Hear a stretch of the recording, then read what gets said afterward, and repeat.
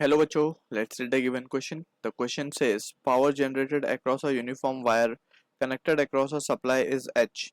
If the wire is cut into n equal parts and all the parts are connected in parallel across the same supply, the total power generated in the wire is option A given है H by n square, option B n square H, option C NH, option D H by n. So इस question में जो key concept we will be using is the concept of heating effect of current. So we have studied कि अगर एक resistance है हमारे पास R and a current is flowing for t time from this resistance, so जो heat develop होगी यहाँ पे that is given by H equals to I square into RT. ठीक है, अब यहाँ से हम पावर निकाल सकते हैं H by T, that is the heat per unit time, that is energy per unit time will be nothing but power, so it is I square R, or it can be written as V square over R also. By Ohm's law we can write this.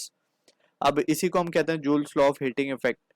यहाँ पे we need to also understand the resistance relation with length and area of cross section. We also know resistance is directly proportional to length, resistance is inversely proportional to area of cross section. Right, जब हम इन दोनों को मर्ज करते हैं तो हमारे पास एक relation आता है R equals to rho L by A, where rho is nothing but the resistivity of a specific resistance and that is the material dependent property. ठीक है, तो ये बेसिक अंडरस्टैंडिंग के साथ we can solve the question given. तो हमें बोला गया power generated across a uniform. अभी हम मान लेते हैं कि लेट सपोज हमारे पास एक वायर है, उसका कुछ पर्टिकुलर रेजिस्टेंस है, हम मान लेते हैं R है. ठीक है, इसके अक्रॉस जो पावर डेवलप हो रहा है वो है H बोला गया है, तो H हम लिख सकते हैं, it can be written as V square by R. इसको हम बोल देते हैं एक्सप्रेशन नंबर 1. अब हमने क्या किया, इस वायर को हमने n इक्वल पार्ट्स में काट दिया. ठीक है, since we know since R is proportional to length, तो वी कैन से जब हम इसको L को n पार्ट में डिवाइड कर देंगे तो R will also get divided into n part.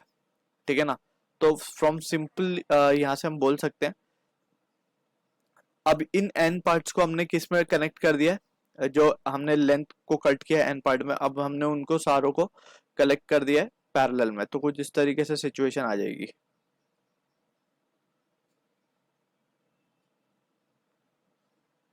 And so on, ये सारे कनेक्टेड है पैरेलल में अक्रॉस अ बैटरी सोर्स, या फिर बोला गया अक्रॉस द सेम सप्लाई. पहले जिस सप्लाई से कनेक्ट किया था उसी सप्लाई से हमने इसको अगेन कनेक्ट कर दिया है. ठीक है, अब furthermore we need to understand कि अब जैसे कि हमें पता है कि हमने लेंथ छोटी कर दी है तो रेजिस्टेंस भी कम हो गया होगा.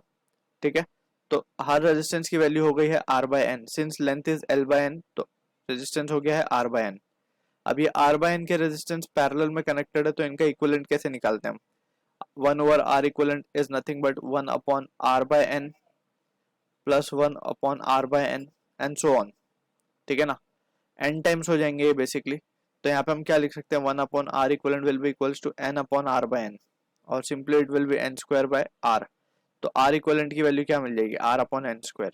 ठीक है, अब finally what we can do is हम लिख सकते हैं देयरफॉर पावर जनरेटेड, अब हम मान लेते हैं let's suppose it has to be H dash, तो इट विल बी फॉर्मूला है हमारे पास सेम पावर सप्लाई से हमने कनेक्ट किया है, दैट इज V है.